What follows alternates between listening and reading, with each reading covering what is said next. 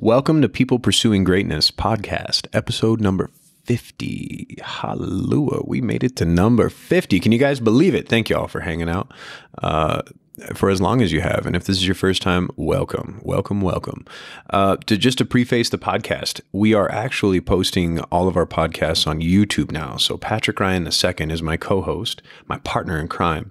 And Scott Marin takes our podcast and shoots it with all of his beautiful high-def cameras. He edits the stuff together and he slaps it on YouTube. So look us up, People Pursuing Greatness. We're on YouTube. Subscribe, share. And if you don't care for the video version of this podcast, welcome to the beautiful audio version with my sultry voice and Patrick's, as well as our latest guest, Mr. Andrew Nez, joining us out of Albuquerque. He's a licensed massage therapist. He joins Patrick and I to talk about his practice at Aurora Sky Massage. He's a licensed massage therapist, state licensed. We do talk about that. And also, which is curious, you guys will get to that in the podcast, what makes a legitimate massage therapy clinic, not a massage parlor. Little things like Christmas lights around the windows can tell you that you may have the wrong type of ending for your massage if you go to the wrong massage parlor. So Andrew is definitely the complete opposite of that stereotypical, tongue-in-cheek joke that you would have about a massage therapist. And he's an expert in his field. We talk very extensively about the philosophy of exercise and recovery, while getting nothing but honest truths that these two gentlemen will drop on commonly held fitness advice, stuff that me as a layman, they can debunk right off the bat. And then we also get in depth about things that, Patrick has a segment that he has on his social media. Patrick's a personal trainer for anybody that is just tuning in. You can find him at aware.training.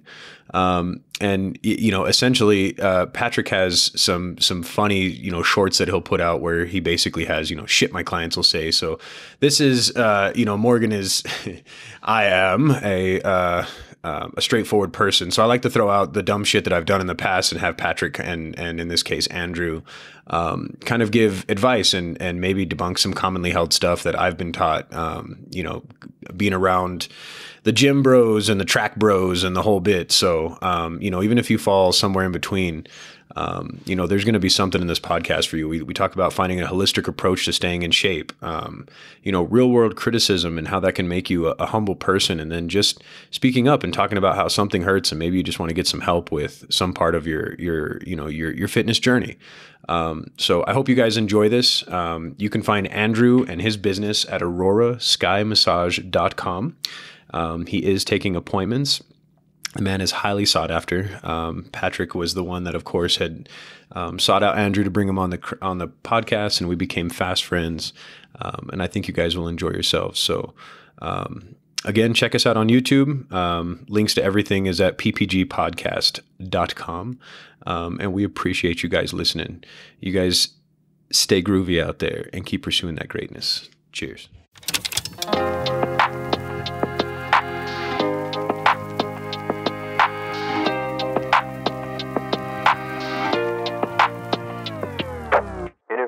People pursuing greatness.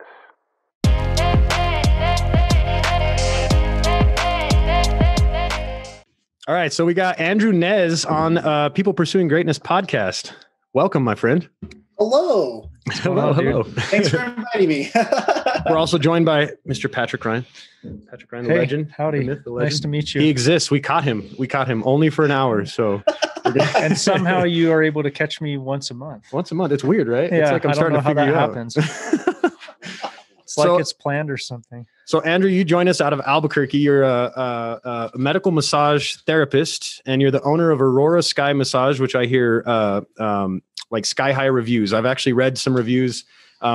Neutral of Pat, right? Just to look at you, my man, and it all looks good, bro. Like the internet usually doesn't lie, so you seem to be you really seem to know your stuff, dude. So yeah, I mean, how did you get into massage therapy? And if you would talk about kind of your business, that way, of course, we can let people know how to get a hold of you and maybe get in there and have those magical Aurora fingers. Ooh, well, since we only have an hour of time, I will give you the Cliff Notes version. So really what got me started in medical massage therapy, I mean, I've known Pat for almost, 13 years, Pat? Yeah. Oh, really? It's been a while. Yeah. Yeah. So Andrew and I go back to college at UNM. College. So, I, like most graduates, I graduated from UNM with my bachelor's in exercise science. Had no fucking clue what I was supposed to do. So I finally just said, I'm going to put my hand into every little thing that I think I can do. I took a couple of internships after I graduated, and one of them happened to be a massage therapist assistant. So it was just kind of like, I got to check in on a couple of things, work with some of the squirt the oil on? Is that how that worked? Were you oil and then they jumped in with it? No. So she was actually really trusting. She let me use my degree in a term of helping with some of her clients, like do post-exercise work. Sometimes it was like a good warm-up, and then I would be like, all right, see you later. Go see Joanna. Have fun. That's cool.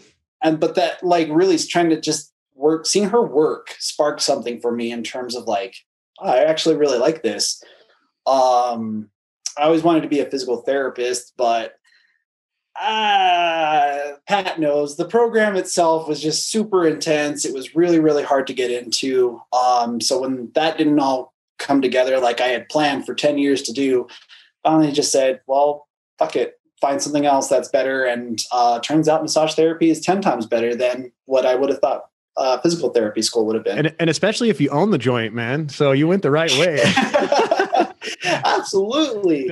So then from there, I joined the ABQ School of Massage Therapy. I did that for 6 months, got my degree. Once that was all said and done, I had a blast. I fell in love with it. I was able to do some similar work to what physical therapists do, but I was able to have that freedom of not being confined to dealing with insurance, having to deal with doctors, having to hospitals, deal with clinics, all that stuff. Yeah, admins. So I kept the whole corporate kind of overview out of my life, and I just said, I'm going to do my own thing.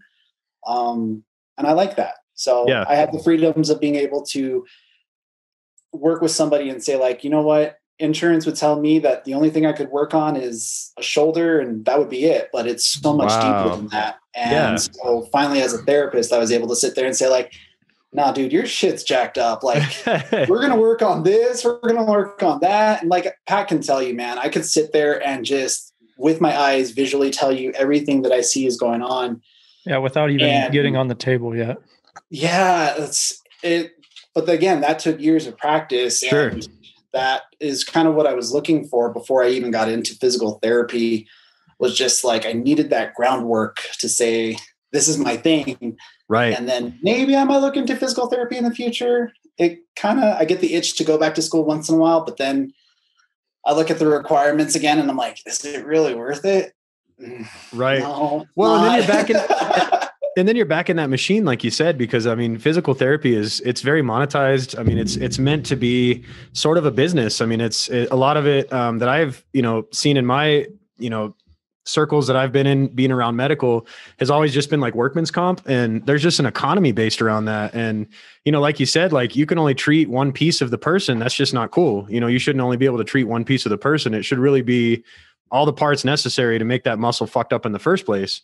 You know what I mean? Because if you have a bad shoulder, chances are that you probably have a bad habit in the gym. Let's say, I'm making an example or maybe an assumption. Or just a lifelong bad habit that you didn't know of. Yeah. Maybe you had a baseball injury from high school that you just tried to tough out. We talked about that on our last episode. Like, dudes just want to be tough, and it makes for like it's hard to like reconfigure that in a quick little session in a clinic where you're just like, hey bro, even though they only let me work on your shoulder, you should probably work with a coach to learn how to lift right, or whatever you did to fuck this up in the first place. This is coming from my perspective. You know what I mean? But do you see a lot of gaps in the medical knowledge when it comes to that, like massage therapy in particular, compared to like physical therapy? Is it overlooked or underappreciated, you think?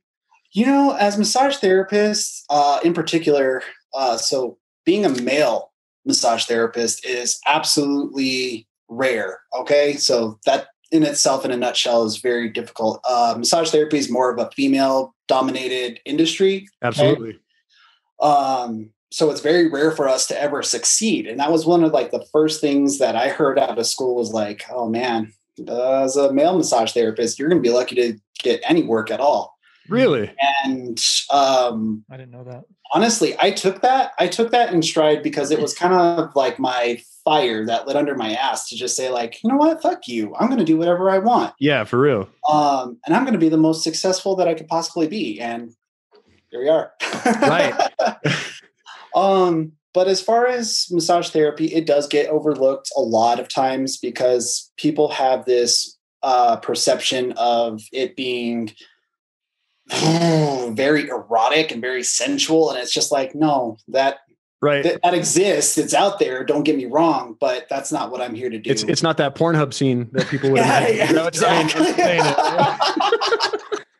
You know, well, hey, and not only that, but like it being this luxurious thing. Like that's what I've always run into with people when I would primarily start to turn them towards looking into working with Andrew in particular, and just massage in general, where it was always viewed with this kind of negative stigma. But I think that's no different than many other dimensions of the health and just the health and wellness industry, where people would look at it through this lens of, oh, this is a luxury. Like you've got to be making a bunch of money to be able to go and get a massage. And it's just like, that's not what this is about. There are components that I cannot address as a coach, because I refer out to Andrew a lot. I've sent a lot of clients to him, and I'm coming to you, bro. It's a matter. It's been a matter of acknowledging my own scope of practice, where I work with people through their exercise or eating habits, and it's my job as a professional to know when I need to just refer out. Yeah. So it would be helping break this stigma for people around them, thinking like, oh, that's, it's this luxurious, because that's what I would deal with more than like the sensual erotic stuff, was people just thinking like, oh, I've got to be making $1 million in order to go justify going and getting a massage. Yeah, absolutely. And I guess that's a lot of reasons why physical therapy gets a bigger picture, because physical therapy is covered under insurance for most people. Well, and so is chiropractic, you know what I mean? And I think that's kind of an interesting thing. It's like, that's like chiropractic is not necessarily, I guess controversial could still be considered the word, like in terms of its uses, because in some scenarios, I think that you get into a car accident, you shouldn't be cracking your back every day. I'm just saying, like some doctors like honestly say that they're like, they don't understand why they get that money the way that they do. That's looked at as almost like don't get me wrong. I mean, a huge swath of the world's medical professionals will, of course, push somebody towards chiropractic just the same as they would massage therapy, depending on their beliefs. But I still think that, for insurance to quantify that as being maybe better or more clinical than massage therapy is kind of an odd way to think. It's a very American way to think about it, if you ask me. You know what I mean? Absolutely. And that's kind of like the biggest issue that I run into is people will ask like, hey, I've been in a car accident. Is my insurance going to cover this? Really, it's kind of a gamble, because sometimes they will, sometimes they won't. And as a owner of a business, that's a really big risk to take, because if I've been working on this person for X amount of time, I'm doing all this work to work on this person, but I also take the risk that if insurance pays for it, great, that's awesome. But that could take anywhere from a year to 2 years. No shit, dude. Oh, wow. Yeah. So I'm waiting for 2 years. Right now, like one of my biggest problems is post COVID pandemic, there was a lot of insurance work that I was working on. So I had no issues with it because all my other employees were making up for the work that I was doing on other clients. So whether I was getting paid or not, it wasn't a big issue. But then all of the stuff came down, and then it was like, oh man, that would have really helped kind of keep things afloat. But then when insurance was just like, nah, we still got like another 2 years of litigation to fight with this. So we're just going to have to wait. So the idea is that you would actually have to wait till like somebody is awarded money out of like a suit. No shit, dude. That's so the insurance. So, okay. If I was to go, I have mainstream insurance, right? And by the way, I think that's bullshit. Insurance companies, that's bullshit.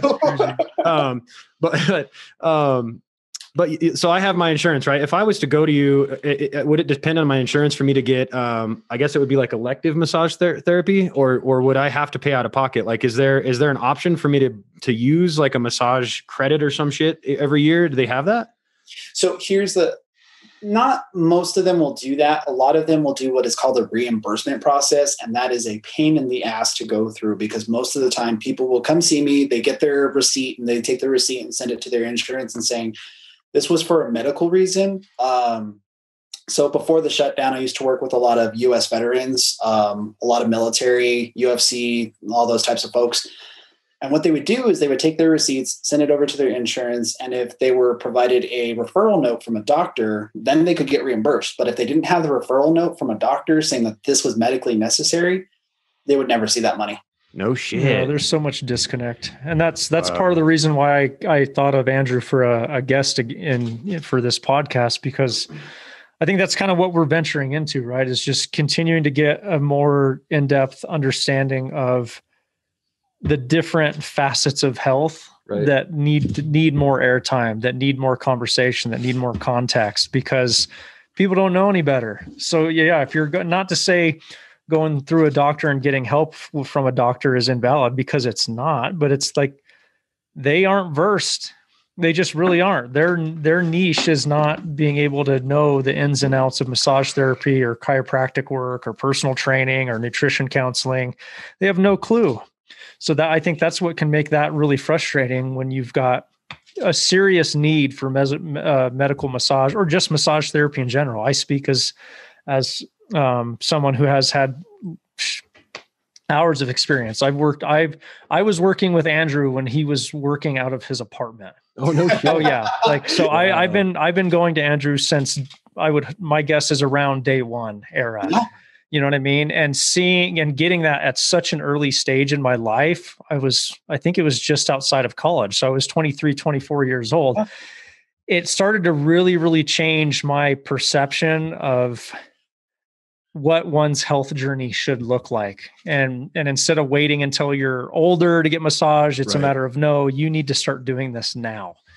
And you need to be doing it as frequently as you can. No, that's helpful. That's really awesome. And it's cool to think of the fact that you guys have had that relationship for that long, and then doing what Pat does and then doing what you do. So I guess then that will beg the question from the podcast host perspective. What would you say in your, and I want to say opinion, but your educated opinion, are the benefits of getting massage, let's say, habitually? What would that be, monthly maybe? I don't know if is that like considered a normal routine? What would you say the benefits are, let's say over long-term? And then maybe, even if you're like an older person who's never had it, can you loosen people up that have not done that shit for 50 years or something like that? Oh, absolutely. Perfect question. So Pat has referred over multiple clients who have experienced massage for the first time in their lives, because again, the majority of people think it's a luxury item and that they can't afford to do these things. So right off the bat, my company in particular, Aurora Sky, is a little bit different. We always worked on a sliding scale basis depending on what people could afford. So that's very unusual, because a lot of times when you go to a place, you automatically know what you're going to be spending. But we would always tell people, like, if this is what you can afford to do, that's perfectly fine. Let's just make it a consistent habit, so that way we can keep on track with a regular routine. But from a therapist standpoint, everybody's different. So that's the biggest thing, is you should never go into, I'm going to keep corporate names out of the way, but there's a particular big massage industry that's out there that everybody goes to. Mm-hmm. And, granted, they do their job.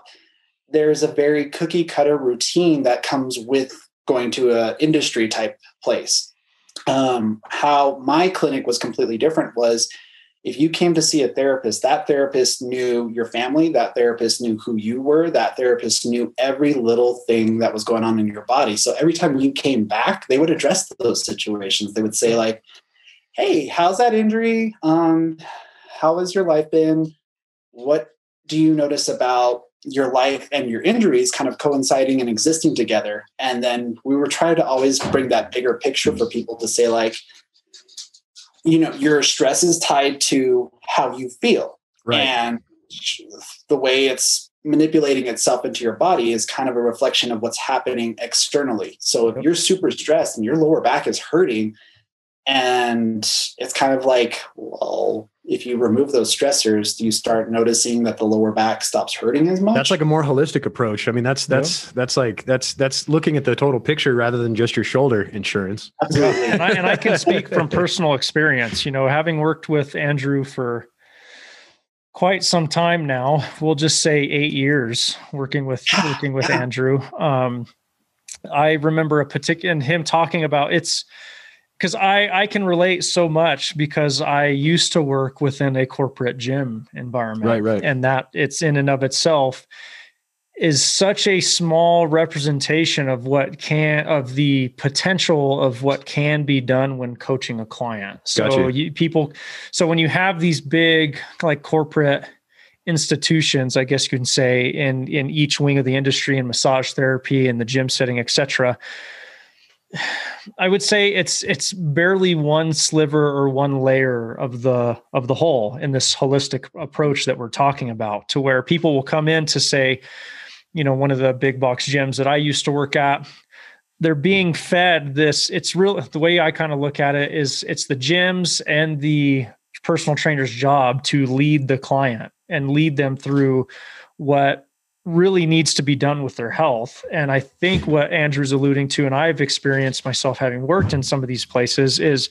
they're not doing a very good job of leading, because they're doing a horrible job of leading, because it's a very one-dimensional approach in taking care of somebody's health. So it's like, okay, in this particular case with massage, I'm sure I see a lot of overlap with personal training, where it's a matter of, okay, come in, we'll put you through a workout and then see you later, as if it's just this off-on switch of a session, as opposed to what Andrew's talking about, working with someone, getting to know them. It's all about context. This is part of why podcasts are so awesome, because you get context. You don't get rushed through a session with somebody. They get to know you. And I speak from experience through my journey, trying to just push things to the nth degree with depriving myself of sleep chronically for years. I remember this was in my mid-20s.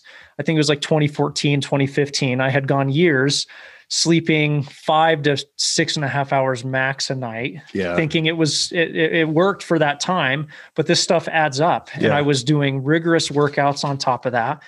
And Not to mention the beer and the drugs and the hookers. I'm sorry, we're just getting off course here. You're talking wrong about. Sorry, wrong Pat. Yeah,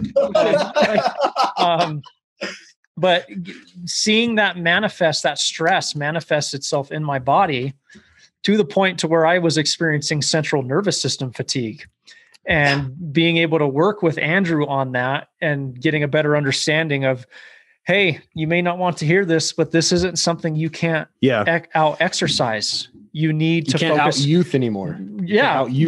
But you have to take your time. You have to prioritize rest. You have to prioritize restorative means of replenishment. And part of that for me was massage with Andrew, and then delving into yoga as a means of, you can't outstrain life. You just can't. And it'll show up in your muscles in your body. And working with somebody like Andrew is great to have in your back pocket, because he will be able to see that on a much different level, because he's trained in that. You just come in with like, hey, I've got an issue in my shoulder, where he can look at that, and mitigate things in the shoulder, but see that it has to do with an entirely different part of your body, because newsflash, everything's interconnected. Right. And he's able to see that. Well, I had to come back from and I this is one of the reasons why I do the podcast, and I like to do this with Pat. And now that we're bringing in guests, this is amazing. But I always bring up stupid shit that Morgan does. So, you can, this is part one of this episode's stupid shit that Morgan does. But I didn't understand that I was actually using the bench press incorrectly until I actually worked with an exercise one of you guys, essentially a degreed person that would go through and just do a 30-minute 1, 2, 3 with me. And this is at my place of work where I can actually do something like that. So I was able to go through this and he's like, do a couple for me. And he stopped me through the first rep, and he's like, man, your form is trash. He's like, it's not that it's egregious in itself. He said that if you're doing this consistently 3 times a week, this is why your shoulder's starting to pinch. And he's like, if you haven't torn something, you're lucky. And he's like, the way you're explaining the issues, he said that you probably should change and listen to me, essentially. He was more humble than I'm, of course, making it sound, but he was just like, bro, what the fuck are you doing? Basically, in a nutshell. And so he taught me just basic stuff, how I was, just to make the example, clear, I was actually pressing out with my shoulders, like in front of me once I would have the bar all the way out. And I was doing it and basically putting the whole load into my shoulder rather than into my chest. And because my left side's always just been weaker, I thought I've always tried to overdo it. And eventually this shoulder started to catch up with me.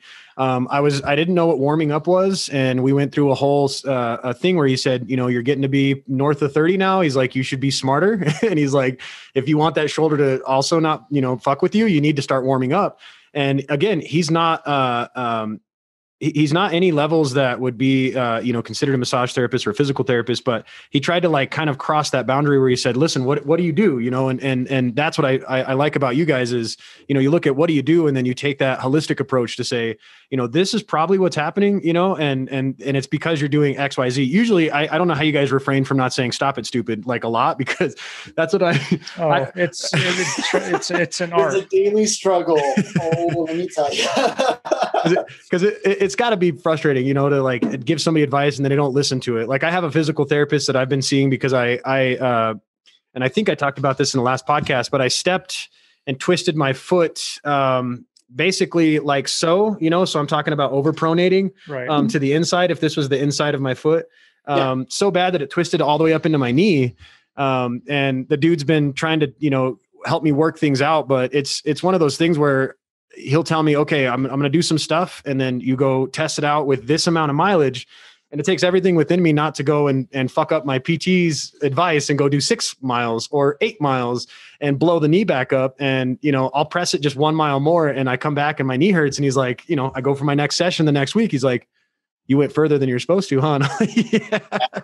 Yeah. So like looking at life habits and then how they can essentially be corrected and slight corrections, as Pat likes to put it, and come back. I think that's awesome. That's your mindset when you go into a patient, Yeah, absolutely. So a lot of it comes down to like in your particular instance where I'm glad that you're being proactive, because that's a lot of where massage therapists do not get very much leeway. This is the best way to put it.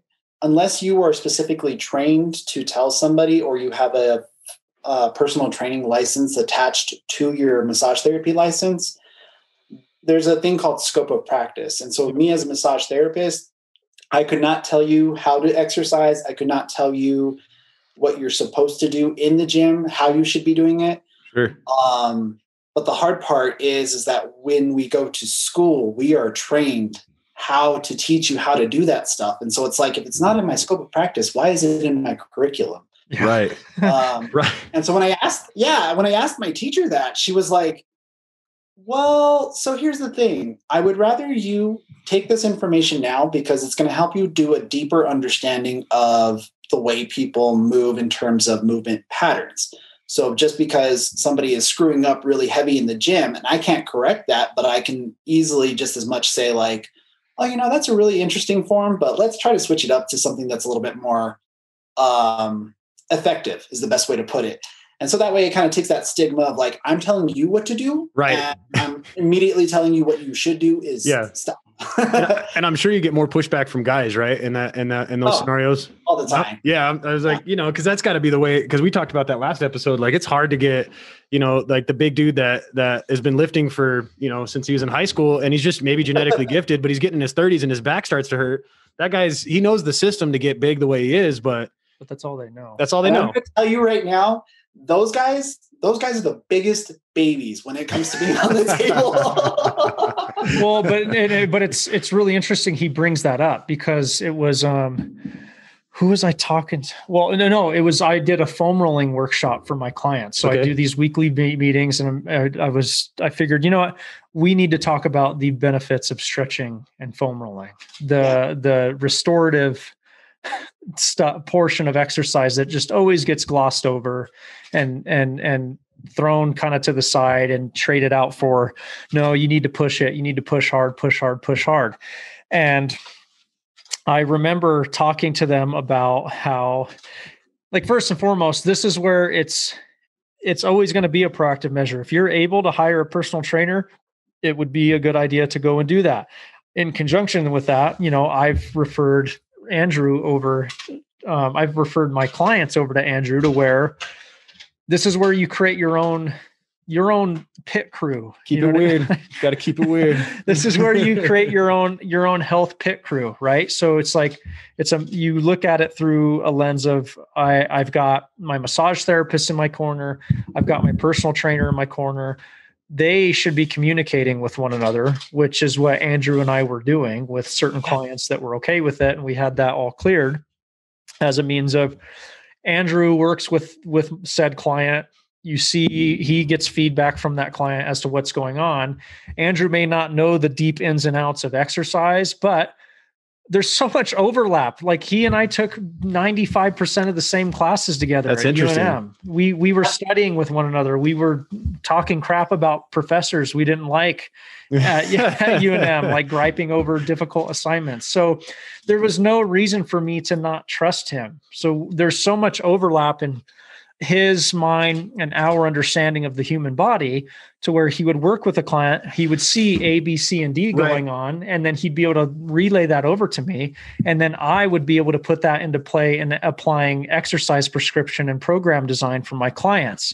So everything was working in conjunction with one another, as opposed to what happens is people will go see a massage therapist and then just think, well, either the massage therapist isn't equipped enough to make recommendations for what they need to be doing in their exercise, or another valid possibility is you have a client that is just like, oh, okay, I guess that just means I can go back to doing my normal routine. Right. And then I just go to my massage therapist just to fix everything. Right. And it's not like that. This can be a proactive means of integrating another very, very, very important dimension of your health and well-being if you let it. Yeah, absolutely. And I think one of the really like cool aspects of working with Pat for as long as we have has been keeping that open line of communication with his clients and my clients, and saying like, hey, I have somebody that could use this X amount of work. Can you give me details on what I can do to help this person? And so that was really my job, was to kind of like go through the whole thing and figure out everything I possibly could give him in terms of what to work on, how to work on it, how often they should be working on it. Pretty much anything. I can't recommend that to the person, but I can tell that to Pat. Right. And the guy with the degree who says, okay, we're going to do this. It's passing the torch. But a lot of that has to do with it's easier for some and not as easy for others, as far as from a client's perspective, to really give that responsibility to your practitioners of health. Sure. And just being in a place of, okay, here is the responsibility of my health, Andrew. Here is the responsibility of my health, Pat, in these different dimensions, and us guiding them through that and them trusting that process. That's not an easy thing to do. One other point I wanted to make relative to what Andrew was talking about, as far as maybe the more meathead related or meathead types being the biggest babies on the table. It's very interesting he says that, because you'll have individuals that you could put them through the most difficult gym-based conventional workout, and they have the endurance for it. They don't sweat as much. It's not as difficult, but I have had instances where with those same, and this is an extension of what Andrew's talking about, and I'm sure he's had plenty of experience with this, where I would have clients that would be working with Andrew. So then I would start changing my workout routines to do more dynamic warm-up based routines at the beginning of the session, to just, you don't need to be pounding weights all the time. And these individuals that were always, and it's very much a guy issue, these guys that were always complaining about, no, when are we going to hit the weights? When are we going to hit the weights? Like, this isn't a workout. And I said, well, let's just do what I've lined out. And even at this point, just do the dynamic warm up and foam roll, and let's see how we feel. And these dudes would be breaking out into a severe sweat. Oh, their heart rate would skyrocket. And I was not putting them through anything, anything near as difficult, generally speaking, as what you would see in a conventional workout. Right. And they would be sweating bullets. Wow. And so that's a completely different dimension of one's health and muscular endurance that's not being addressed. Can we agree that doing that is also beneficial to confuse the muscle systems? I mean, I that's not to take it off on a tangent direction, which is a whole nother conversation, right? But do you think that it, like, is that how you sold it to them essentially? Is that you've identified a weakness with them that you can't I know how I sell it is, do you want to move or not? Right. Okay. You're right. No. I got you. No, because it's yeah, exactly. That's exactly it. I'm over the whole muscle confusion thing and from my understanding, as time has gone on, the whole muscle confusion thing, it's just a marketing term. It's not nearly as valid of a thing. It's kind of like you were talking about earlier about lactic acid. And I was like, hold up a minute, dude. Like lactic acid is not a thing. And Andrew can attest to that because these words. That is my favorite thing whenever somebody comes in, they say, oh man, I got some lactic acid buildup in my triceps. And I'm like, whoa. So it's not. I'm going to educate you a little bit about what's actually going on and tell you. And what makes me laugh is when it's actually a doctor or it's a physical therapist who come forward and they present that information. And I just kind of sit there and I smile because I'm like, yeah, we're gonna have some work. Yeah, and we've learned, Andrew and I have learned that shift in the exercise physiology world. We learned that 10 years ago. Yeah. You know, we were like 19. It was more than 10 years ago. It was like 12 years ago. And still that misinformation still exists. So I believe it. I mean, I didn't know what it was when I'm, if I'm running, if I'm doing a speed workout and my legs start to just, burn like a motherfucker, I always thought that was just lactic acid. That's what I was always told. But, he was like, pump the brakes. But and in the same breath, I never thought that any of the stuff that also went with that those old wives' tales, if you will, ever the remediation techniques, it's like holding your breath to get rid of hiccups. There's just none of that shit worked. And it's because there was never an understanding, you know what I mean? And even when it came to foam rolling, I had a chiropractor that sold me on foam rolling to get out of my IT band issues. And he didn't really know how to explain it to me, but he showed me a couple stretches I could do on my bed. Which I was like, cool. But then when I started to foam roll, it hurt so bad. I would just sit there and shake. I mean, I would shake and it was just so painful. And I was like, well, hopefully it eventually does something, but if he would have maybe explained what he was doing or maybe had something to cite it, like, hey, read this article. This is kind of what's happening when you're foam rolling, and that's what I was thinking, because Pat can explain that to somebody like, hey, if you want to be able to move, you need to fucking roll. You need to do these. And especially with men in general, like I'm not going to hold back anymore as far as trying to frame this as like, oh, this is muscle confusion. It's like, no, you want to have a family one day. You want to have kids or you have kids and you can't keep up with them. You're in pain when you go to bed. You're in pain when you wake up. I'm done sugarcoating it. Do you want to live a pain-free and exuberant and vibrant life? Right. Okay.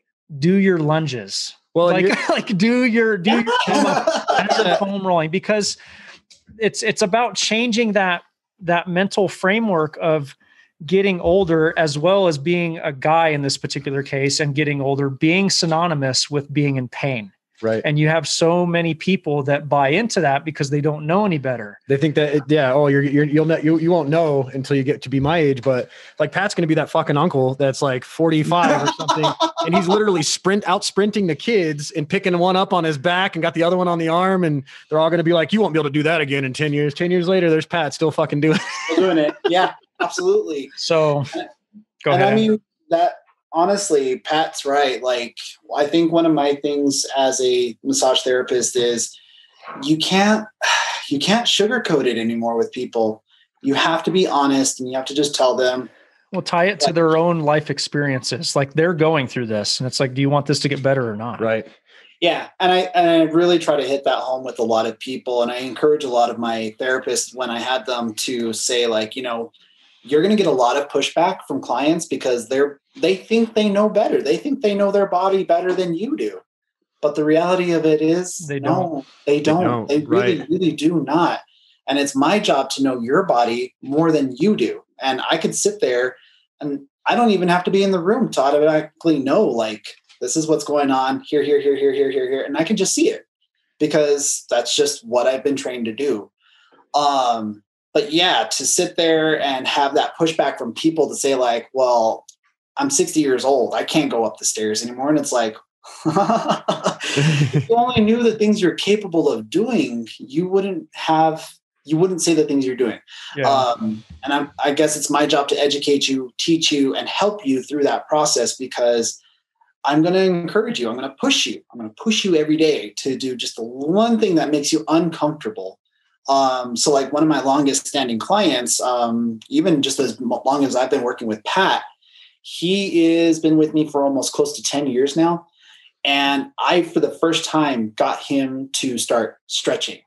I mean, really? This is 10 years worth of work. This is a guy who has just been adamant of, you fix it. I come to you with the problems. Andrew, can I be honest with you, bro? I don't want to interrupt you 100%, but I just want you to understand, it took a David Goggins book for me to actually start stretching. Like in the last 3 or 4 years, it honestly took like a stupid thing like that, where, like you said, that's the best advice. But that's experience is the best teacher. And a lot of it has to do with I've dealt with similar stuff. I will have clients.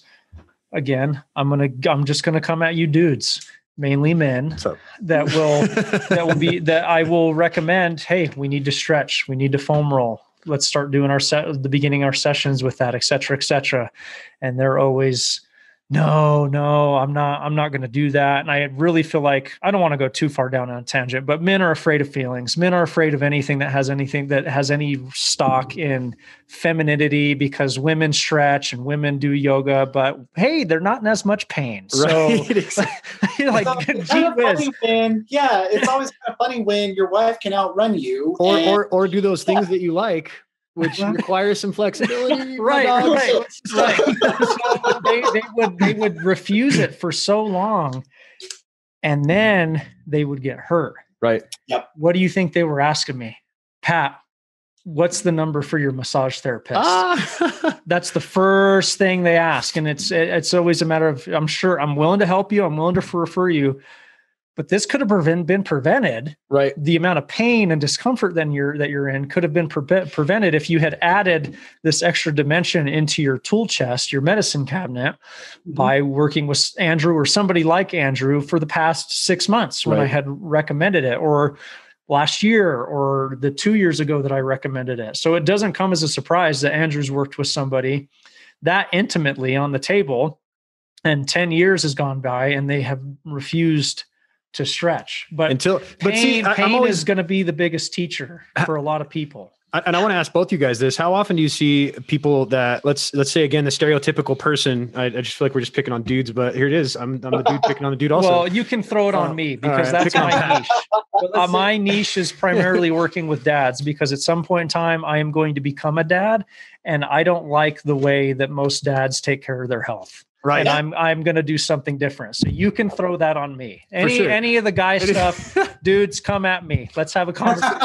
We'll figure this out. Well, this one's kind of serious. So this might be one that you guys could both answer. How often do you guys see that these guys are either looking at drugs or surgery as the only other option, or have tried those options and then are now turning to you guys? What do you see more of? Do you see that they're, before they go to the doctor? Because a lot of guys I know, let's just say conservative types, a lot of them that are not into athleticism and stuff like that, they're very much tuned into their doctor, right? And in terms of the things they kind of want to take from it, because of course they probably aren't listening to all the things which may have led them to this place. But let's say they get hurt and they're taking pills for it rather than doing the PT and doing the massage that goes with it, and then ultimately trying to work to get back and be active with a guy like Pat. I mean, do you see that you guys that they've tried it and they're at a loss, or are they looking at you guys as an option first, do you think? What do you see? I'm going to piggyback off of Pat here for a second. So one of the things about massage therapy is we are a preventative tool. That is the biggest thing that we are here to do. We are here to prevent any injuries for the future. We are here to prevent as much really just damage as we can reduce as possible. And so part of my job is to educate you, but also to really try to relax the tissue, whatever it be, to get it to a point where injury is going to be reduced. I can't tell you how many times I have gone through a situation where people were like, I had a shoulder injury and I decided to pick up CrossFit one day, and I forgot, that one might be a little special workout that has a lot of repetition inside of it. CrossFit-ish. Yeah. Just so it's one of those things where as a therapist, I can't tell you how many times people come to me and they're like, oh, I did 100 of these because that was the workout. And it's like, well, did you really take a look at what you were doing? Like, let's take a step back, look at what you were doing, and you're shocked that your lower back hurts. You threw your shoulders out. You're no longer capable of running because your knees are trashed. So let's reduce some of these things and let's kind of work on those, get those back to a normal place. But I'm also going to educate you at the end of the session on things you should be aware of. Let's try to avoid doing 100 of these things at a high rep, because that's just ridiculous for anybody. And ultimately, at the end of the day, like Pat said, you want to be 60 years old and still moving, then cut it out. Stop doing it. It's not worth losing. It's not worth gaining what you think you're gaining. You're not gaining anything other than a big medical bill that's going to be hitting you down the road. Well, and I feel like a lot of that ties into ego. Like you got to let go of the ego. You got to be willing to live within the discomfort that comes from moderate to lower intensity workouts, and doing that over a long period of time. Like those workouts that you have where it's, oh, I can only get 15 minutes or 20 minutes of a workout in. Well, just do a nice, easy, normal workout. Don't push yourself to the nth degree during that time. So I feel like a lot of it has to do with ego. You got to let that go, and you've got to be willing to submit and open yourself up to a different way of doing things. Because I see it all the time with a lot of the guys I work with. They're always coming back to the only thing that they know.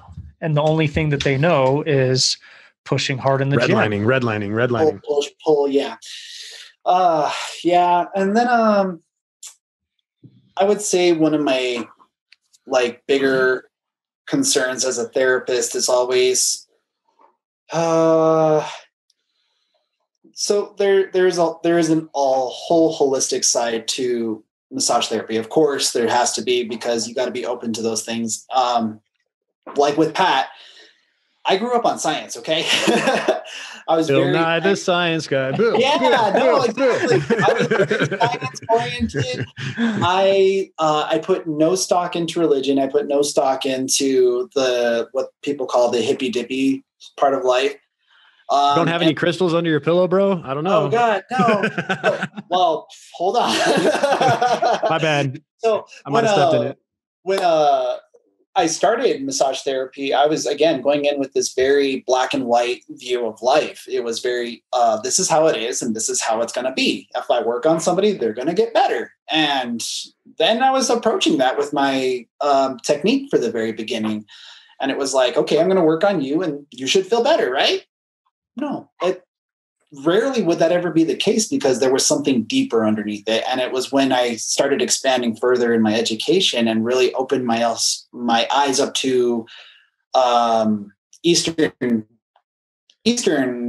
what would they call it? Holistic medication, I guess is the best way to put it. So thinking of things like meditation, energy work, things of that nature, that really helped me approach clients from a totally different perspective. And there was a huge turnaround shift of seeing results, because then it wasn't so much that I'm working on you, you should feel better. It was now I'm working on you, but I'm noticing that you're starting to tear up a little bit. Like, what's going on? What's going on with that situation? Can you tell me what's happening while I'm working on this foot? Yeah. So you totally have a moment on the table where they're like, I was dealing with being 20 years old, and I was broke, I was poor, I was this, and the memories just start flooding out, and it's like, whoa, okay, you're having a moment right now. So then we would finish the session and then take a look at some of those injuries and say, how do you feel now? How does that feel to you? And they're like, oh, I feel so much better. Yeah. It's like, can we just pay attention to the words? Massage therapy. Therapy. And then with a personal trainer, personal trainer. It's so much more in depth than people want it to be, right, or that they think they want it to be. But again, or it's sold to us, because as an outsider that hasn't looked at this as my career field, I'm looking at this as like, I mean, probably one of the only other personal training places that I would know if I wasn't seeking it out or I knew that there was access to it was at that purple place where people pick things up and put them down. Right. And that's not the thing that we're talking about here, because they're not being a personal trainer. They're hooking you into the 30-minute time slot where a guy walks you to some machines, kind of catering to your ego. And then you're like, yeah, check some boxes off. And then you leave because there's no follow-up. There's no personal connection. That personal trainer goes to the next 20 people. So, that's exactly. That's what has been offered, I think, a lot of times. And it's until you see, or, I hate to say it, but you almost have to like get to that point where you're either injured or you start to care for one reason or another. And some people come to that journey through pain, or they come to that journey by seeing other people go through shit. You have like a family member die.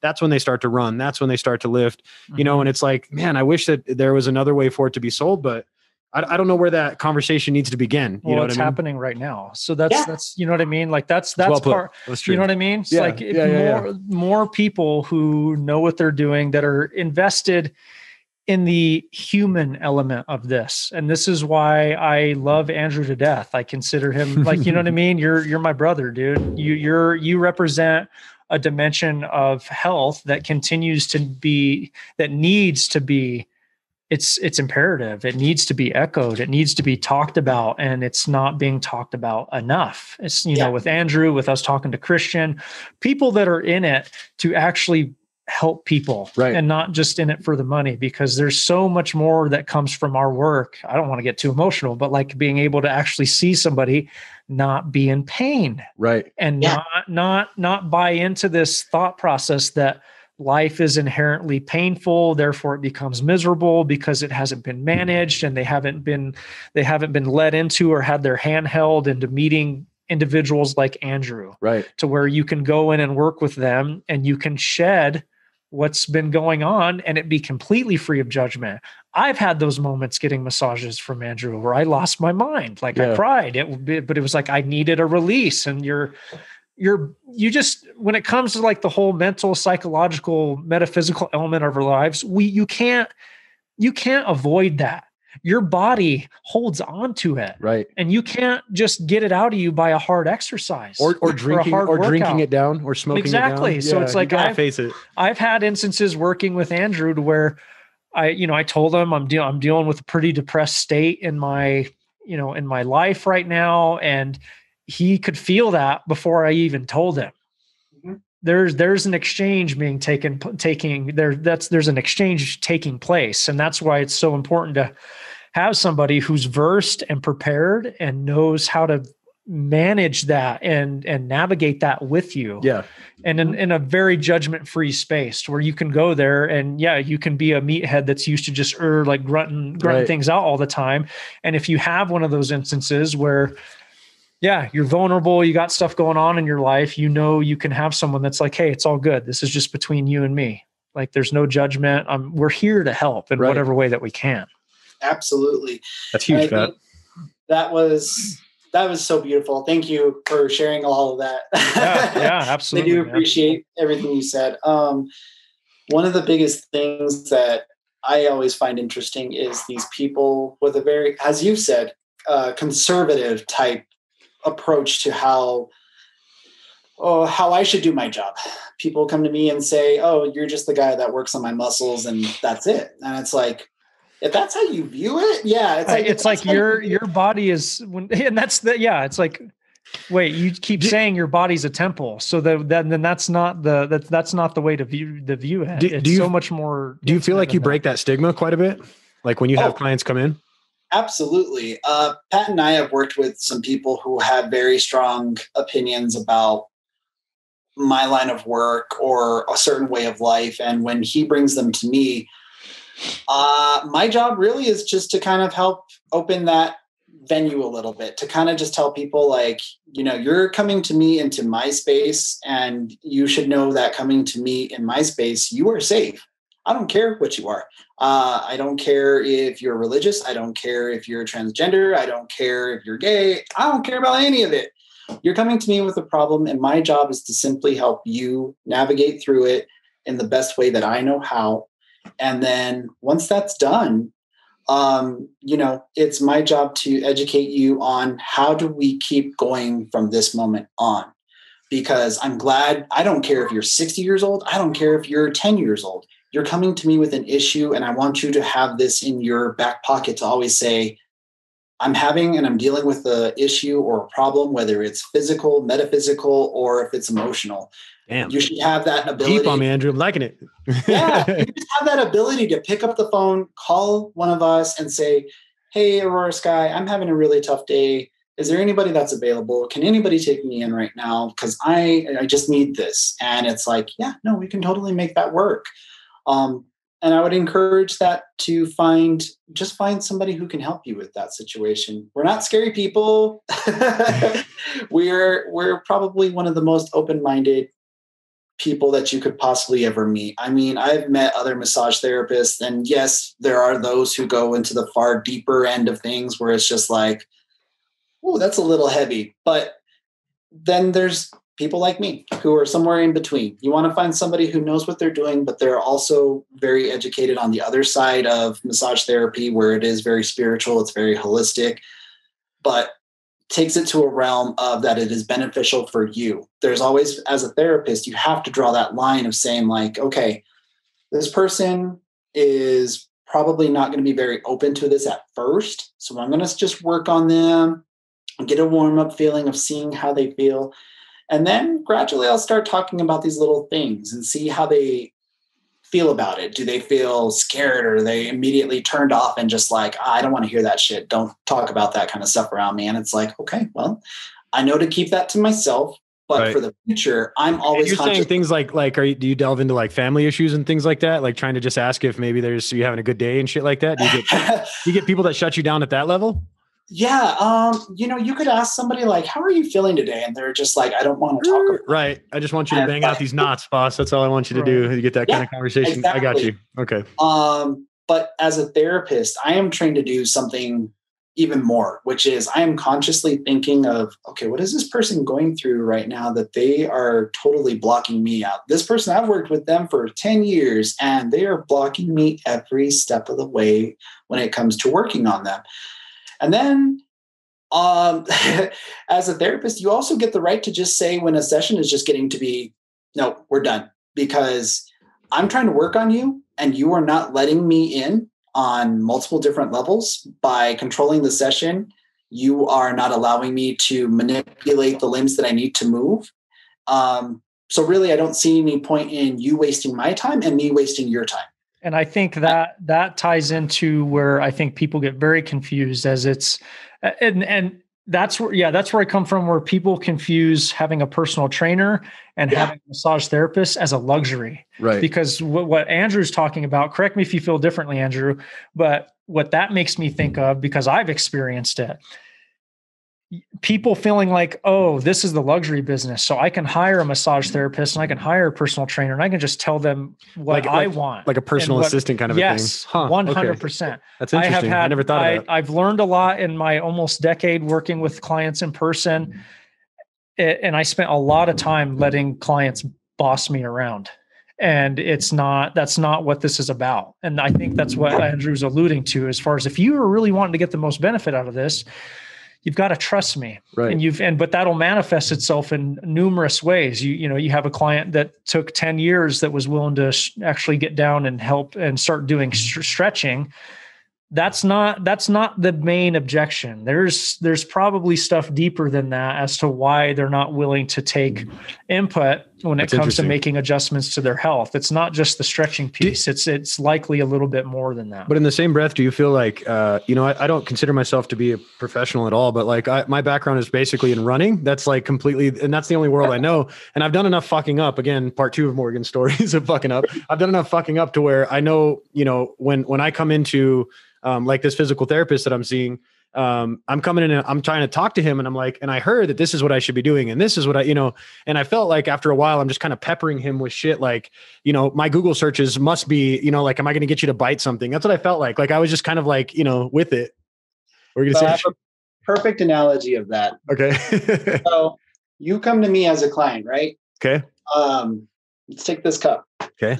You as a client have filled this cup all the way to the very tippy top with all your information, all of your Google searches, everything. You know everything about this. You know what I'm going to do? Pour that shit out. I'm going to pour it out, and I'm going to sit there and say, okay, that's nice that you researched all that. That's really good information, but that's not what's happening here. And that's amazing. Actually, well, see, this is but yeah, like I laugh because this is where Andrew. This is Andrew showing his personality, which I, he's very much, and there's nothing wrong with it, because I get where you're coming from, Andrew, but I've obviously got a different way of doing that. Right? I get where he's coming from, out. but he can very much, Andrew very, very much can get like, nope, I'm not putting up with this. I'm going to give you some sass. And like, that's it. But I think he and I come from a similar place, although his analogy is different than what I would use. But a lot of it's, Andrew, correct me if I'm off here, if you feel differently. Every professional is going to have their own way of filtering information for their clients. And I think that's what Andrew's really getting at, is like, yeah, he's going to dump it out, but he's going to sort through that through communicating with you around, okay, so you read this thing on the internet. We're going to navigate that as it applies to your situation, or actually identify that it doesn't even apply to your situation. Sure. So I view it as, and I think Andrew's analogy is similar in that it's just, we are professional filters for our clients. They come with that cup and we dump it out and kind of sort through the remnants. Well, and that's what I was asking, because I try to keep I try to consider myself to be, I don't have a personal trainer that I go with, because it just honestly, like, I'm a runner and I don't honestly have like issues when it comes to weight and things like that. Like, I pursue it as a hobby. In the same breath, I find my friendship with Pat to be invaluable, because he teaches me about the holistic approach, which includes all the health stuff. And then of course you're lucky, dude. Sorry. I know, because it's fun. Like, actually being with somebody that has a genuine curiosity, like you're going down the rabbit hole. Oh, man. I fucking love it. Yeah, it's you know what I mean. Yeah. This conversation could go for hours. Right, and not just with you and I, Andrew, but like Morgan has had the chance to talk to some other people, and we're going to continue to dive down that rabbit hole. And it's so fun to see these. I can always see these light bulb like aha moments happening with Morgan. He's just like, oh my god, bro! I never thought of it. I've got 4 of them. I'm holding on my brain keep note right here. Right. It's waiting to. No, and it's fun, like letting that's what because I love it so much, because I see a lot of that in me as well. Like I'm always, don't stop being curious about your health. Don't stop being curious about learning about different means of helping taking care of yourself. Sure. And that's why I always go back to that medicine cabinet piece. Diversify the hell out of it. Learn how you can get help with massage therapy. Learn how you can get help with a personal trainer, yoga, chiropractic, actual counseling, with a psychologist, all that kind of stuff. It's let curiosity drive you and drive that journey. And anybody who knocks it, they ain't your people. Right. Like go find people who build you up, who are secure enough in themselves to be like, hey, I've never, and I'm speaking from experience, you're a living example. We're talking about areas of one's health that aren't talked about enough around getting massages and the more restorative self-care pieces of one's health. Well, and anybody that comes to you, like you said, with some of that cup full, which is what I try to attribute myself to kind of being, is that kind of guy. Cause I will go into a doctor's appointment for a fucking ear infection. And I'm just like, I remember having a long conversation with the doctor. My wife is like, when the fuck? Wait, you actually had a long conversation with the doctor? I caught him off guard. How did that happen? Cause we went, no, you make a valid point. Cause usually they're in and out, right? For sure. It's like, okay, ear infection. Here's a prescription. Bye. And that was where he was going. And then I was like, well, let me ask you a question about energy drinks. And then he's like, oh, and then I kind of piqued his like actual interest. He was like, okay. And then from there, it got into talking about foot maintenance when it comes to runners and like my toenails falling off. And it's interesting to just catch somebody off guard, because sometimes it's just like, I don't know, maybe this is a bad example, but like a military guy going back to his training. Sometimes if you catch a doctor off guard, the fuckers will just spit with some definition type shit, and you'll learn stuff. And granted, that may not seem like it's beneficial, but in the long run, I saved that trip that I would have had to made later, Had to have made. I can speak. Hooked on Phonics worked for me because I was able to like get this conversation had right there. But like you said, this is just like the insurance with the shoulder problem, right? Like the doctor maybe having me come in there for an ear infection, but maybe he didn't know I ran in the rain for 2 hours, like, you know, a couple days ago, you know, and that's what ended up ultimately causing the ear infection, you know, and I don't know. I guess my point is that I think that it's weird that the system that we're all hooked into legally to get care for doesn't care for people the way that like you guys do. Well, you know what I mean? It's just not viewed as a synergistic. It's not viewed through a synergistic model. Sure. The model that is in place, everything's just fragmented, and it puts a lot of work, for better or for worse, I don't know, but it puts a lot of work on the individual to go on that seek search that shit out. Yeah. And go on that expedition themselves. That's why I got water in my cup. Well, Andrew. that can be that. Yeah, exactly. And that can be why people feel paralyzed. Yeah. It's so you go to a doctor and they're not referring out and helping create this path and this trail for you to move on to go meet somebody with like Andrew, and then Andrew creating a path to maybe somebody like me or somebody different. I want to be able to, this is an extension of the bridges I want to build with other professionals to refer out. I want to build a bridge with more of like the psychology or psychological counseling element, therapeutic element of things, because you cannot focus. I don't necessarily buy it, or at least it just doesn't work for me. I can't focus on just lifting weights all the time in order for it to solve my life's problems. It took care of some stuff for me in my early 20s when I was a very angry guy. I was dealing with life traumas.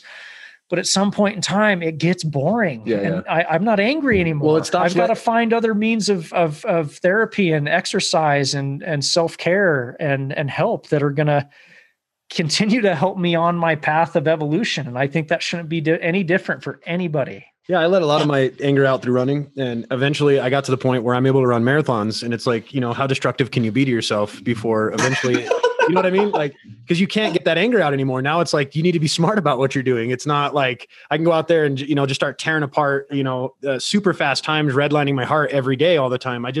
You can't do it, you know? So eventually I think that ends up going to another place. You let that stress or that anger out in a different way. Maybe you're more healthy, you know, and I think that can be what you're alluding to, is that maybe you're more healthy in terms of your physical appearance, but maybe your mind and your spirit didn't quite get there. And then it gets let out, like on Andrew's massage table or in a gnarly workout that Pat put somebody through, and it finally just clicked that switch, you know, where, you know, they needed to have that therapy aspect to go with their medicine cabinet and their holisticness. I'm making up words again, Pat. That's a word. The holistic nature. We'll make it a word. As a group, we should make that a word. Yeah. Holisticness. Right. But it really makes me think a lot. And it's just following a few of my favorite artists, musical artists, and them. Oh, we turn to music. Well, there's some parallels that I see here, because I'll have obviously like, and I think a lot of people will relate to this, and many artists are probably this way, where say they've got their big hit, and it primarily being like a rock and metal fan in my youth.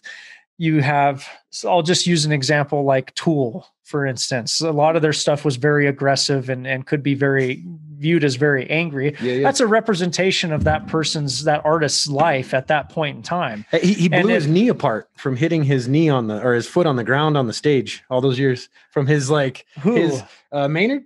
Oh, I didn't know that. He had to have his whole knee rebuilt because just slamming his knee from the music. Like, that's how aggressively he embodied it's it on repetition, stage. right? Yeah. And people, fans would be, I think there was something he was saying something to the tune of, there's certain songs that he just won't really play anymore because he's not angry. Yeah. He's not in that space anymore. So, but fans would continually ask for certain songs from this album era. Yeah. Like, I need this. Well, Korn's the same way, right?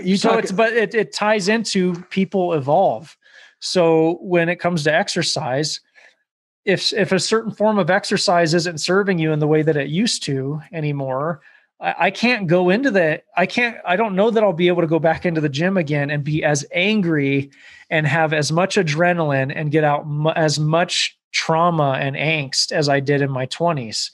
But guys try to recreate that as they get older. And you got to find way, if you're getting that feedback to where you're not as angry as you were before, or you've gotten through one of the main things you've gotten through, it doesn't mean you have to keep beating a dead horse. There are other avenues of exercise that are just as valid, that have just as many health benefits, that you'll be fine just giving a shot. Right. And I always thought of the artist piece, because it's you're trying to recreate something that may not need to be recreated. I say that, yeah, that's an excellent example, like, especially with metal bands, because like in their early days, I mean, they're eating like, you know, they've got little to no money. They're not nourishing themselves. They're abusing massive amounts of drugs.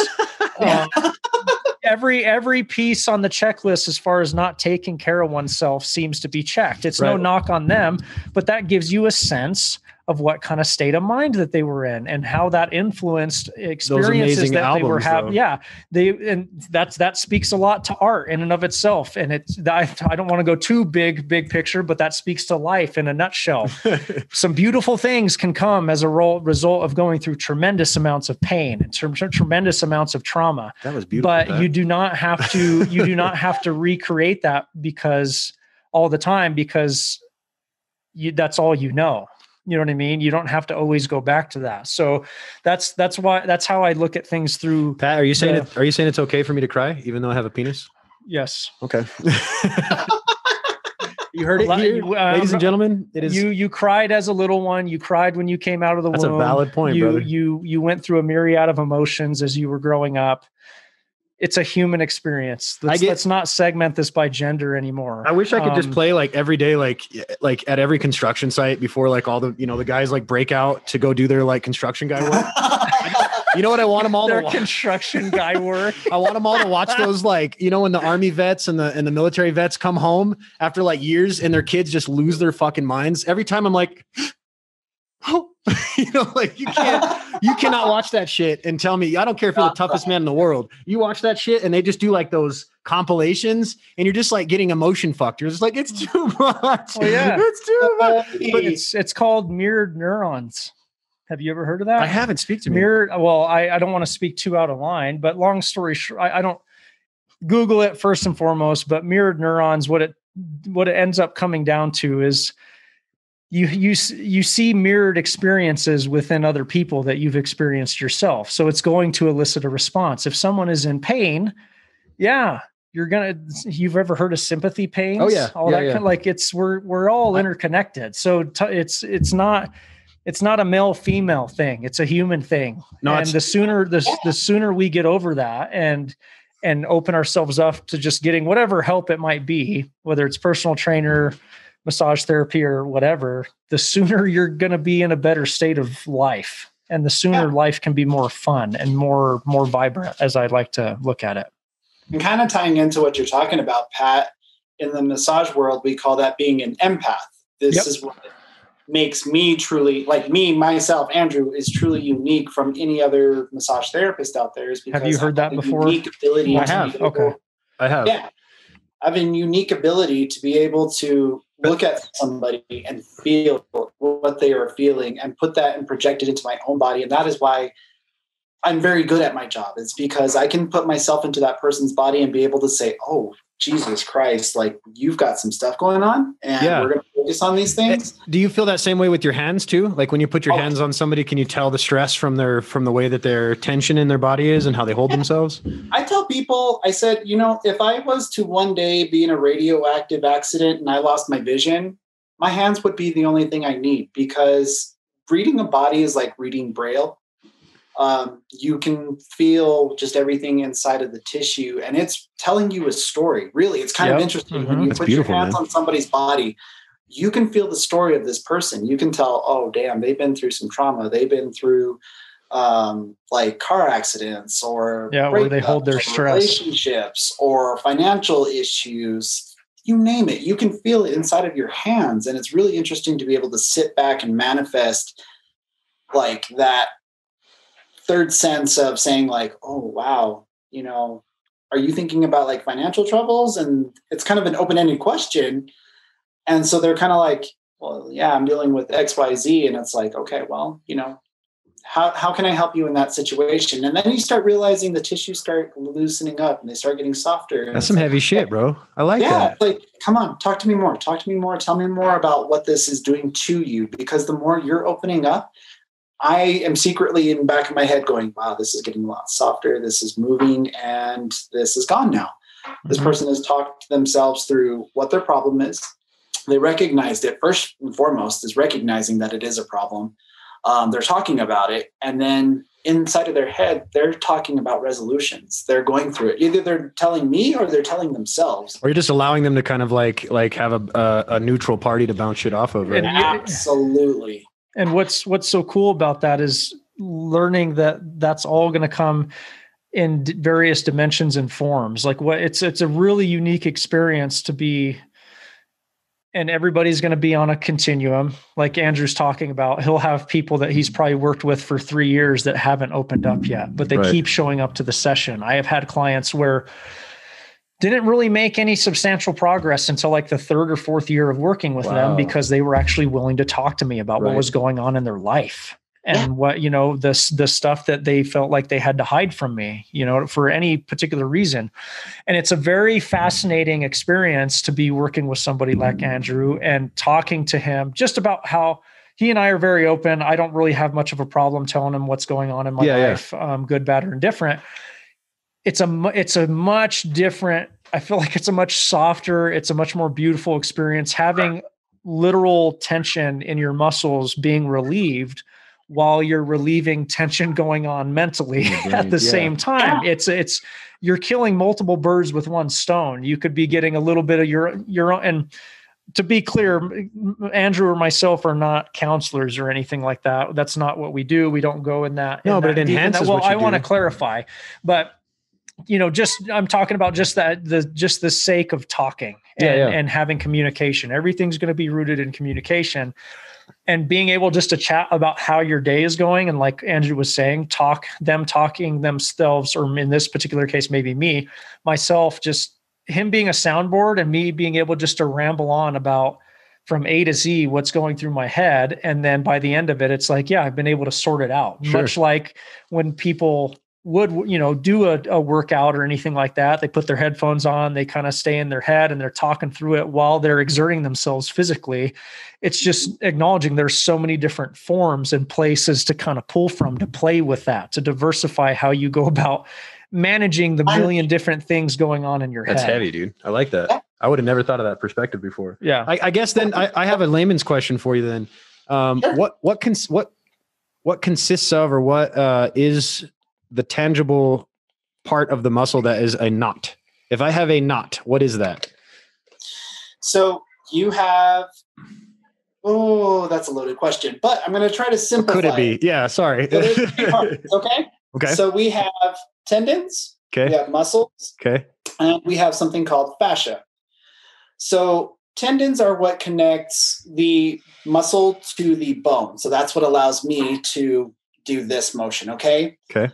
But muscles get confused as to having. He's doing like a bicep motion, by the way. Sorry, for you guys that are just like a curl. People Sorry. Use that muscles have this innate ability to have other flexibilities. Like, no, your muscles are designed with 2 movement patterns. They go back and forth, or they can slightly turn, and that's about it.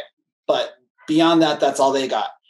And then there's fascia. So fascia is this super intricate web that covers the entire body. And so if you've ever, this is going to sound so gross, but this is the analogy I always use, is if you've ever taken chicken, okay? And the skin, and you see those little tiny things that are like coating the top of the chicken, and they're like really hard to pull off, and they kind of make that gross snapping sound. Sure. That's fascia. It's in everything that involves musculature, involving meat, has it. And that is the web that lines your whole entire body. And so what I tell people is it's like a spider's web. Yep. Just because you tap on one edge of the spider, or the spider web, that alerts the spider on the whole other end that there's something inside of its web. It's a ripple effect. The spider comes over and looks at it and says, that's where that is. So the body's the same way. Just because I can touch my foot in one particular area, it has to go somewhere. So my brain is registering it. Sure. And so what knots tend to do is the muscles have this thing of where they contract back and forth like this. Okay. So the fingers interlock and they spread apart. And what tends to happen is, let's say a heavy workout with Pat, right? And then people overdo it or something happens, those muscles will get tighter and tighter and tighter. Interesting. And then they contract. So this is a state of contraction. Now, this is a knot. They don't pull apart. I'm pulling with as much force as I can, and they're not going anywhere because these are locking it in place. And is this just from fatigue, or is this just like, and I apologize, like, I'm just curious what makes it not in the first place, just overuse? I think just about anything. Okay. Anything really.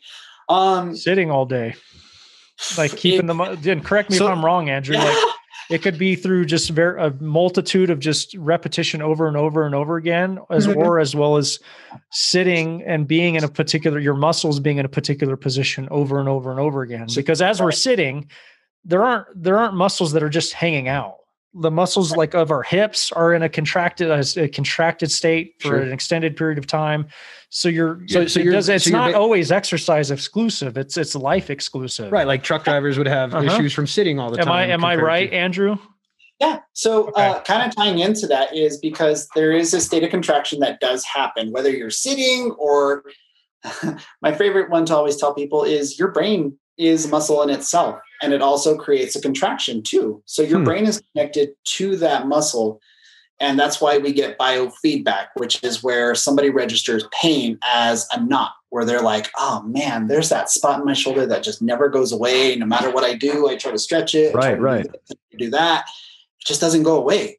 I mean, I can't tell you how many times I talk to people and they say, like, I use the massage gun, I've used a massage ball, I've tried stretching, I've tried yoga to get this to go away, and it just doesn't. And then that's where, okay, you've tried every avenue of trying to get this out. That tells me there's something deeper going on. There's something way, way, way deeper attached to that particular problem. That's creating the knot in particular, right? Like the tangible thing from my perspective would be, so you're saying that my shoulder's hurting because of something else besides my shoulder hurting is essentially what you're saying. Okay, cool. And that's not obvious to a guy like me. You know what I mean? Not at the outset. And again, like the analogy I always tell people is with the same spider web. Let's say I was to put my finger in that spider web and I just slightly twisted it. That affects the entire structure. The entire web is pulling into that one particular location. Sure. But just because I'm pulling it here doesn't mean it's not affecting other things that are going over there. Other parts are going to feel super stretched. Other parts are going to feel contracted. Other parts are going to feel like they're breaking loose. It's going to be all over the place. So it's just really kind of taking a step back to say, like, how do I unwind that to let this tissue stretch back out? Yeah. And for the use case, you would say, like, this guy with the shoulder issue, then he would go in complaining about this and you would work on that for, say, 60 minutes and additionally have this holistic piece. Not saying that every time it's like, Barbara Walters and everybody's crying, right? We know that that's not going to be the case. No. But like, let's just say I go in, my shoulder hurts, bro. You got me for 60 minutes and you're banging on it. We might come to some conclusions by talking to me, essentially, that you're finding out that maybe I'm throwing the bench up wrong, again, using an example. And then you can start to talk to me about something that I may not be like I'm just thinking maybe age, right? Or maybe I'm just fucking whatever. I don't know, the way I sit at work, but really it's like that gym session I might be doing. I'm just winging it from the way that I've always done it when I was in high school, and it's starting to catch up to me maybe. So that's what you're saying. Essentially, you would be able to come around. Cause I mean, I guess I always thought it was just like, I've gone to the gym plenty of times. So like if I beat the shit out of my back on a back day, I can start to feel this tension coming up the right side of my back. And, I stopped using a bar when I would do a preacher curl. I started using free weights on each hand. And it was so that I could kind of give myself a little bit more work on form and things of that nature. Just that little tiny thing, it started to loosen up a little bit when I was done doing particular workouts. You know what I mean? Mm-hmm. So like I could do biceps today, I'd take a break one day, come back and do a back day, and I wouldn't start to feel that knot building up. And it was almost like I started to realize that there was a connection between, the different exercises I was doing. And now I'm starting to see from what you're saying that there's more of a connection, and like I could have something going on with my left shoulder and that could ultimately start to affect my hip or my back, right? Is that kind of what you're alluding to with the fascia? I'll provide an example. When I was slowly but surely trying to get educated, it was before I finished school, all that kind of stuff. And I remember hearing about, and even in the beginning stages of working with Andrew, because it was the infant stages of my career in the industry, you hear about working with a massage therapist and all that kind of stuff, and them talking about, like, and Andrew will assess this a lot of the times, you've got something going on, you've got pain in a particular area of your body, and you think, oh, just work on that area. And he'll work on a completely different, opposite side of your body that it actually might be coming from. And I remember back in the day wondering how valid that was. That's You're skeptical of, oh no, it's I have pain right in this spot, just work on that. But it just continues to tie deeper and deeper into this universal theme of life and in the world, that everything is interconnected. Your body is a direct representation of that. Like, it's not always localized. And Andrew making the mention of that, using that spider analogy, is amazing. I've never heard it so eloquently put. If you twist one part of, even if you tap that spider web, it's felt everywhere. There's a ripple effect. And the same thing is going on with your body, your actions, how you treat other people. It just goes bigger and bigger and bigger. So it blows my mind that people continue to just negate this kind of stuff, these universal truths, and saying, Andrew, just work on one part of my body. That's where it's hurt, when it's a matter of, no, your body, your everything, the leg bone's connected to the knee bone. Like, you know what I mean? Like all that kind of stuff. Everything's connected. It needs to be viewed that way. Well, so are you having any issues? And I want to lead this into kind of talking about like how somebody could possibly come see you, because I'm sure that people that are listening, that may have not ever have heard of you before. And I apologize, I hadn't either, just purely because, like, there's a massage parlor down the street from my house in Las Lunas, bro. But to me, I don't know which one is trying to give me the happy ending. Well, this was a question that I was going to ask Andrew to help provide some greater clarification. So, Andrew, for those for Morgan and those that don't know and those that are listening, can you help provide a continuum? Because it's no different than with personal training, and even being in the online trainer industry. There's your just generic Instagram trainer that is going to take $150 of your money, give you a boilerplate program, and say, see you later, and not actually give you the service that you deserve and need. And then there's people who are specialists like myself and my colleagues. So same thing for massage. Like, there's a lot of ridiculous stuff with happy ending, massage parlors and all that ridiculous. I had to bring it up, bro. I'm sorry. I think it's very valuable, because there's no way on God's green earth that Andrew is getting lumped into that category. Well, and I would love for you to help provide some feedback around that and provide some context for people. Yeah, of course. So just real quick, on time's sake, I got like maybe a couple more minutes, but all good, brother. I want to answer it with this: is when you are seeking out a massage therapist, you want to look for, I tell people my red flags are usually the indicators of if it's produced in a way that is Oriental, and it's a stereotype, but there's a reason those things exist. I got you. If there's Christmas lights, or if there's the big neon sign on it. No shit, bro. Those are the places you want to avoid. I'm taking notes now. Places that are legitimate, and people that are legitimate themselves are going to be things that are, first of all, have a website, a website that's reputable, and then having some sort of attached number to that. So my license number is 7895.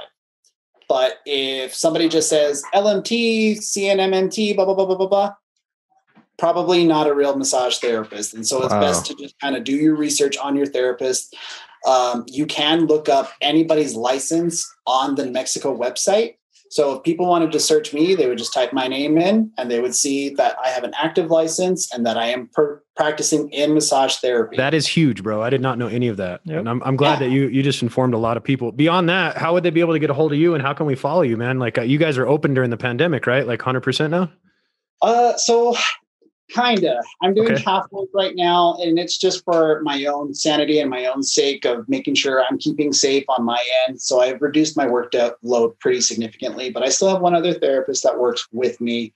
And she's really awesome. But if people want to come see us, it's www.auroraskymassage.com. And our phone number is 505-355-8907. Perfect. And then you guys are open for business as of now, like appointment only, but sweet. Yeah. Oh yeah, dude. Okay. Yeah, I got an appointment with my boy on the 22nd. And I need to make one as well. Do you guys take United Health? Just kidding. I wish we could take insurance. I'm talking shit. No, I need to just straight make an appointment with you, bro. I had no idea it was that much of a mess. It almost incentivizes not even messing around with trying to accept insurance. Well, I had a boss that we had a special insurance at another job that would do acupuncture and massage, but it was like very small amount that you could do. Like you'd get like once 6 months or something. So it was really stupid, but no, I'm going to come straight up. I needed to find somebody that again is, we'll keep all the stereotypes out of it, and is all good. Right. So this was amazing, bro. I really appreciate you coming on the podcast and like, enlightening my listeners, Pat's listeners and his customers as well, because, this is content that we're hoping that actually inspires people to, maybe go against some of these, I don't know if the word would be again, stereotypes or taboos or just these cultural norms that they've been up against where maybe they weren't comfortable going to a massage therapist. They didn't understand what the context was behind that, and then beyond that, how that can be intertwined with maybe a personal training regimen that they're already on, with somebody like Pat, or maybe they just need to go in there and try to see what it's all about. I mean, I've never been to an actual massage. I got massaged after a marathon one time for like 20 minutes. And I was in the throes of death because I hated everything. So it was no benefit really. I mean, maybe if anything, I recovered faster, but it didn't feel good. I wasn't happy. So I want to go and actually do it. I'm starting a 100-mile race training coming up in March. So I'm going to be packing on miles, and I need to be nice and soft. And you need to be proactive with your training. And that's the thing. Massage therapy is a part of your training. It's not separate. I like that. Absolutely. Well, Pat, where can we find you again? I always like to give you the opportunity to reiterate. www.aware.training, and then on Instagram @aware_life_ABQ. Do you have any social media, Andrew, that you use for Aurora? Yeah, so we use Instagram. We also have Facebook, and again, it's just Aurora AURORA Sky SKY Massage. Sweet. All right, guys. Well, I appreciate you coming on, Andrew. I know that time is tight, and I really appreciate you taking the time today to come and visit with us, man. Awesome. Thank you guys. You guys have a blessed day. Thank you. You too. Dude. Okay. Later, man.